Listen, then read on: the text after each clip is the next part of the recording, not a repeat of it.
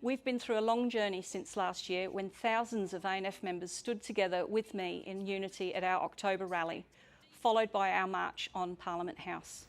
We told the state government that we had enough.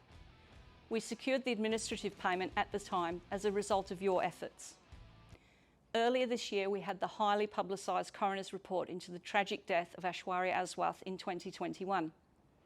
Though the state government attempted to throw the nurses on duty under the bus, it was the ANF legal team headed by Belinda Burke who secured a win for all of those nurses involved who were at long last vindicated.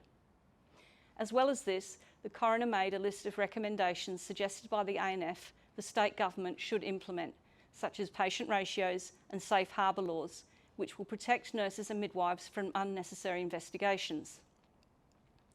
ANF WA Vice President Loretta Murphy has led the charge in bringing Safe Harbour, a law that protects nurses and midwives originating from the US, into Australia for the first time. Safe Harbour will ensure that nurses and midwives who take the appropriate escalation steps, like those who did the day Aishwarya died, will be protected from unnecessary investigation. For our united push last year, the ANF was threatened with deregistration as well as an over $30 million fine. This action was an attempt to deter us, but again, we fought back for you. With the help of Belinda Burke and her legal team, the ANF remains a registered union and the fine that was originally threatened was reduced to $350,000. Despite the challenges from the state government and WA IRC, we prevailed and pushed publicly for a ratios pilot program. We knew that for ratios to be successfully rolled out across WA in the near future, we had to demonstrate the ratios model worked. Eventually, we pressured WA Labor into finally doing so, with a pilot program at PCHED launched mid-year. Early signs and feedback from the nurses at PCHED shows that patient ratios are working for ANF members. If members vote for our recent public sector proposal, we will see the start of ratios statewide. This financial year, the ANF Council decided again to keep ANF membership fees at a record low level. Weary of the current cost of living crisis, we decided you shouldn't have to pay yet another fee when you aren't getting paid what you should be. As a result, the ANF has the lowest fees of any union in WA. While we have the lowest fees, we also provide the widest range of services, ensuring you are getting bang for your buck.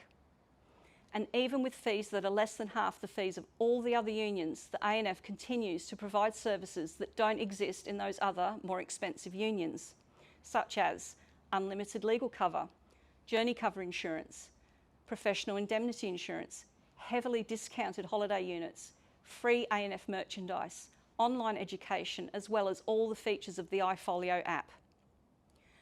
The ANF also saw fantastic financial gains with over $50 million in cash and assets, constantly being invested back into our members through our support and services. This year, we also held our Sellout Conference series for 2023. Our legal conference in June and Work Health and Safety Conference in August saw collectively over 700 ANF members gather for 2 days of information-rich CPD sessions. With headline speakers across the health and legal professions, ANF members were given a trove of professional and practical knowledge for nurses and midwives in the areas of legal and health and safety. The ANF will continue our conference series in 2024 with dates and topics to be revealed in the coming months. With our public sector EBA negotiations coming to a standstill a few months back, it was time for the ANF to progress our campaign into the next stage of advertising. We ran countless ads across radio, streaming, TV, print, social media and online to highlight the current pay and conditions nurses and midwives face across the state. This was the best way to progress our fight given the aggressive action taken by the state government in response to our united front last year. As a result of this campaign, as well as the constant negative health news damaging the Cook government's reputation, the Premier asked to meet with me. This is the first time a Premier had met with an ANF State Secretary during a wage negotiation in nearly 20 years. This showed our ads were having an effect. The Premier and I had a cordial meeting and our negotiations resumed, making practical progress in which both sides are again working to pass a deal that will help ANF members for the time being. Soon, we hope for these current negotiations to end, with a greater focus shifting towards achieving a new wage deal and better conditions next year when our next EBA is set to be negotiated, that will see WA nurses and midwives paid what they need in order for WA to be competitive again. The ANF membership also voted overwhelmingly in our survey in August, with over 82% voting in favour for the ANF to enter the realm of politics more directly in creating a nurse and midwife-led political party to run in the 2025 state election.